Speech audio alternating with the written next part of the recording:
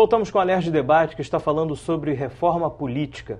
Professor, alguns temas eles acabam parando no STF. Como é que o senhor vê essa judicialização desse processo de reforma política? A judicialização da política, hoje no Brasil, é uma realidade, né? Na academia jurídica discutimos muito essa questão, né? Ressaltando aí temas de Dworkin, enfim, Kelsen e companhia limitada. Mas, como disse, é uma realidade. A fidelidade partidária, por exemplo, né, foi definida pelo STF quando declarou a constitucionalidade de uma resolução do TSE que normatizou o tema. Por quê? Por omissão do legislador, né? A questão da suplência na ocorrência de coligações proporcionais, quem ocupa o cargo, né? É o suplente do partido ou o suplente da coligação?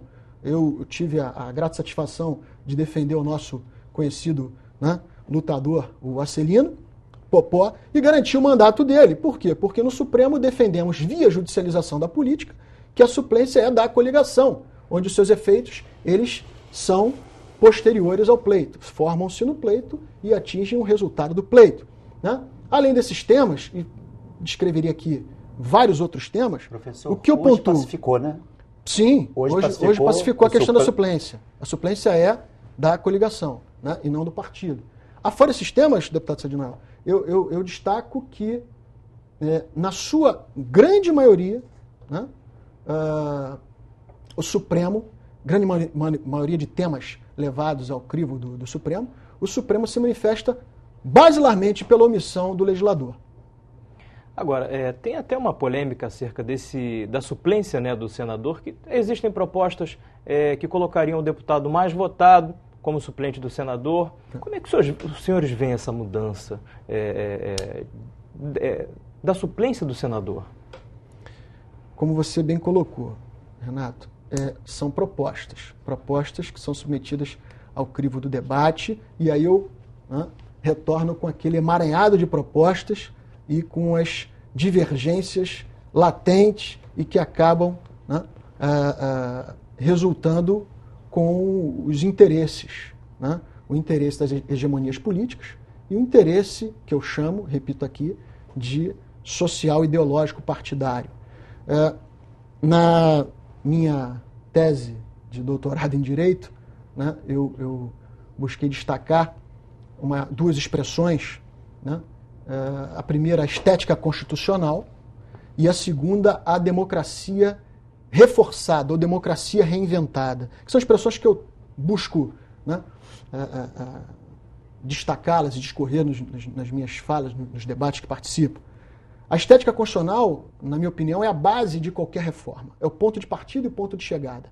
Qualquer reforma, seja ela política, seja ela eleitoral, tem que primar pela garantia da soberania popular. E a soberania popular hoje significa uma junção, ao meu, né, ver, uma junção do exercício democrático direto participativo com o indireto representativo, né? Há quem diga, o representante ele tem que ser colocado de lado, você tem que ter a participação política direta da população sempre. Você tem que fazer a conjugação dos dois, reinventar a democracia e aí primar pelas propostas de reformas políticas, eleitorais, que de fato exteriorizam o quê? Os interesses da nação, os interesses do povo, os interesses da rua. Isso, para mim, é democracia reinventada, democracia reforçada. E a estética é justamente isso.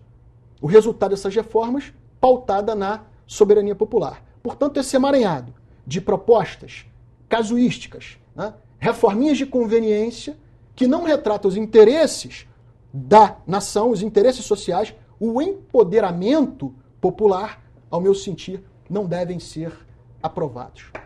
Tem um ponto da reforma política que é praticamente consenso, que é o fim da reeleição. Sim. A maioria dos parlamentares, a maioria dos políticos dizem que o fim da reeleição seria um ponto positivo. O senhor concorda com isso? Hoje é um tema muito em voga, Renato. Eles falam no fim da reeleição e buscando também a unificação do pleito. Sim. Mas Estamos falando em pluralidade de partido, pluralidade de mente. Unificação, só para a gente explicar, né? Unificação das eleições para deputados estaduais, de vereador federais, a presidente. Todos os cargos Isso. numa mesma data. Sim.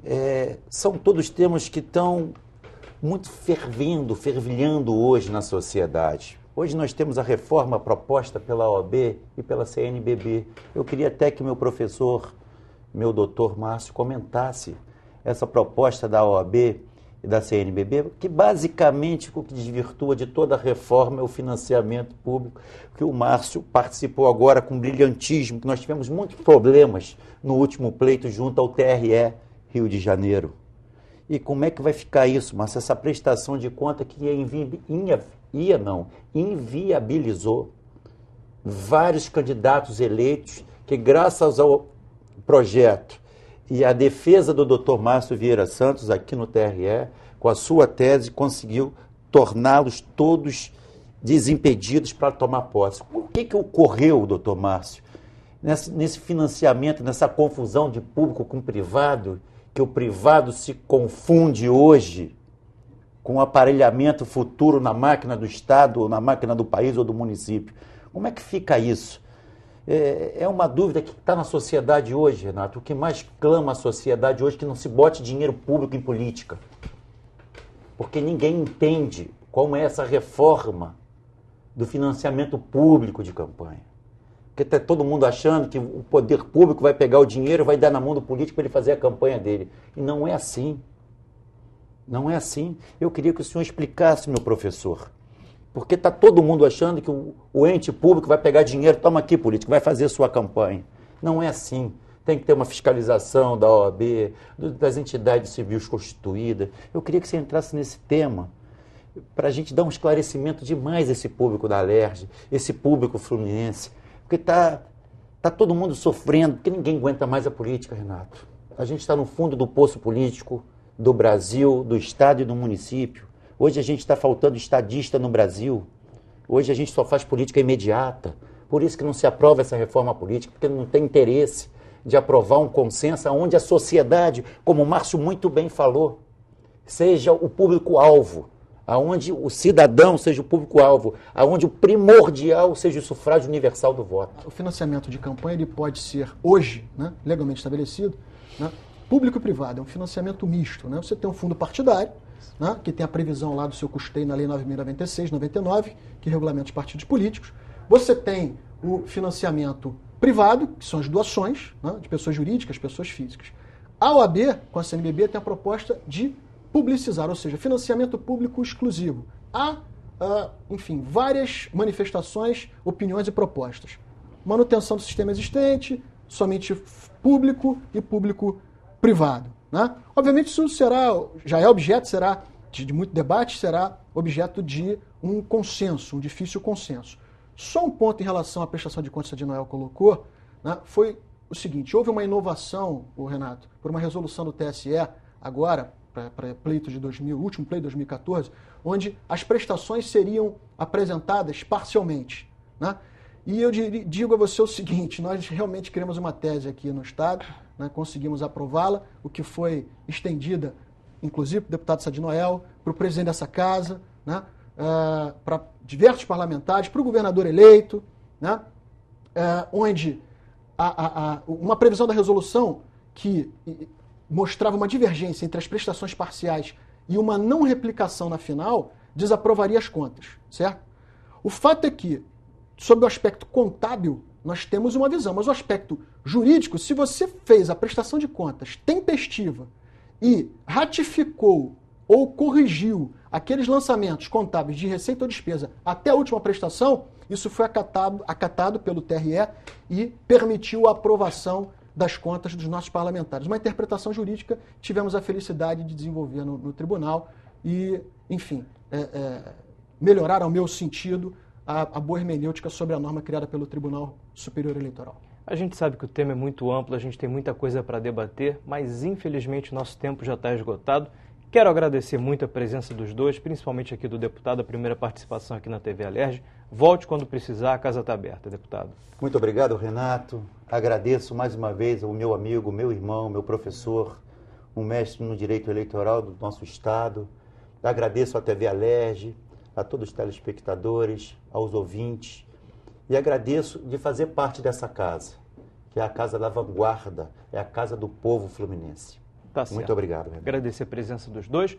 E o Alerj Debate fica por aqui. Se você tiver dúvidas ou sugestões, envie um e-mail para a gente em faleconosco@tvalerj.tv. E se quiser rever este programa, www.tvalerj.tv. TV Alerj, o canal do Povo Fluminense. Até a próxima.